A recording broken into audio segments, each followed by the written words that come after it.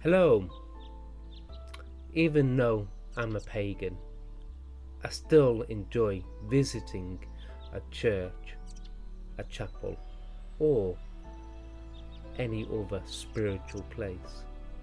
And today I went to St. Peter and St.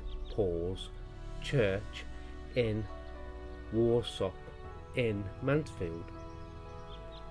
Let's take a look at the history of his splendid church.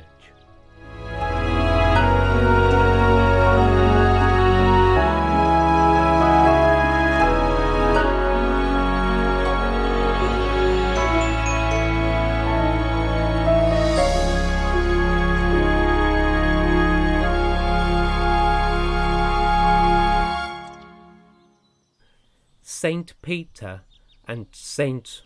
Paul's Church at Church Warsop, Nottingham, has provided spiritual aid for those involved in farming, limestone quarrying, coal mining and other industries for about 1,000 years.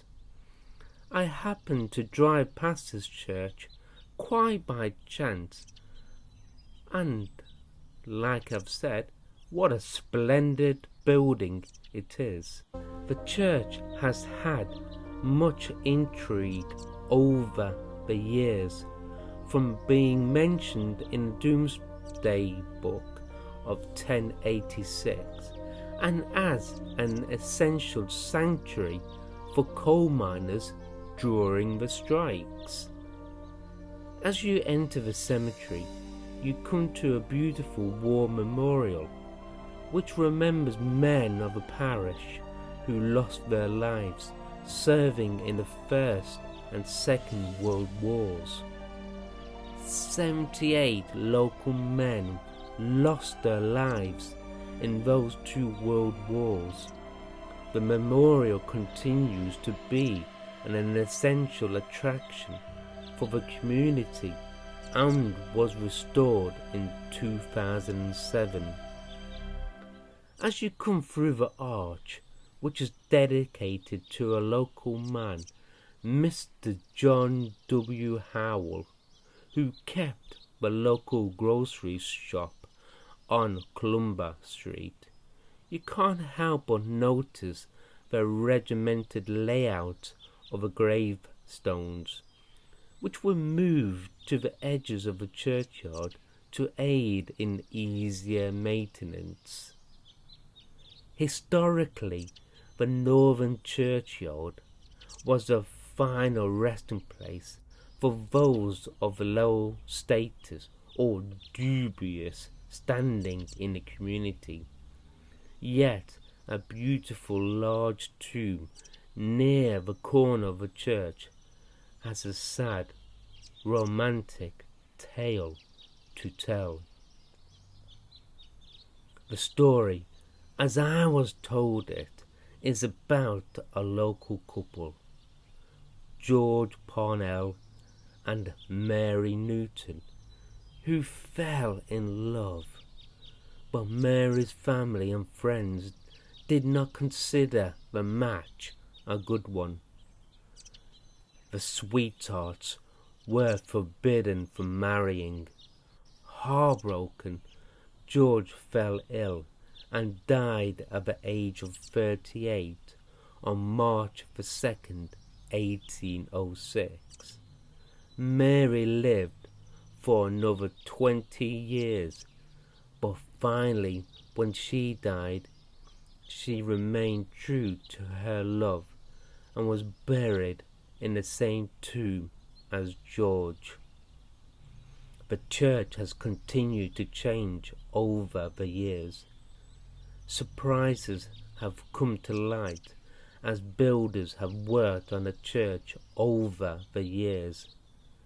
A pair of medieval shoes deliberately placed in the structure were found in 1979. Admittedly, I would love to know what happened to them after they were found. Still to this day you can see an imprint of his shoes on the wall near the doorway of a bell tower. Traditionally, shoes were deliberately placed in structures of buildings such as chimney stacks and in dry stone walls to ward off evil spirits.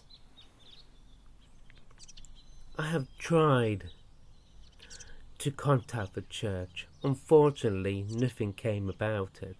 I just wanted to have a look inside.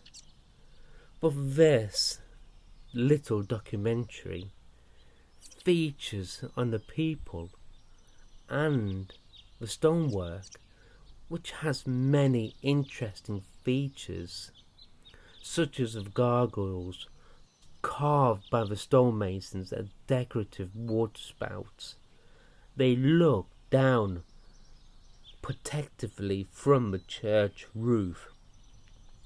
The demonic faces traditionally warding off evil spirits.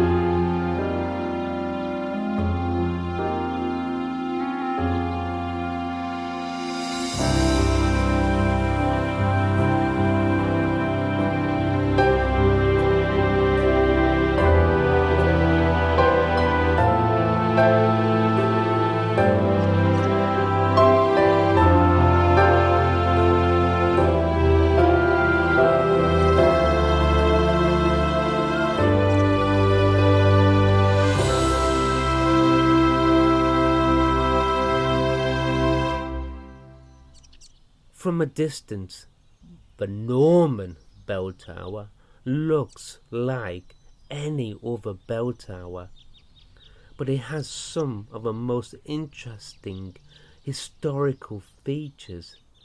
Near the top is a remnant of the original Norman period decoration, and just below the south-facing clock is a lancet window.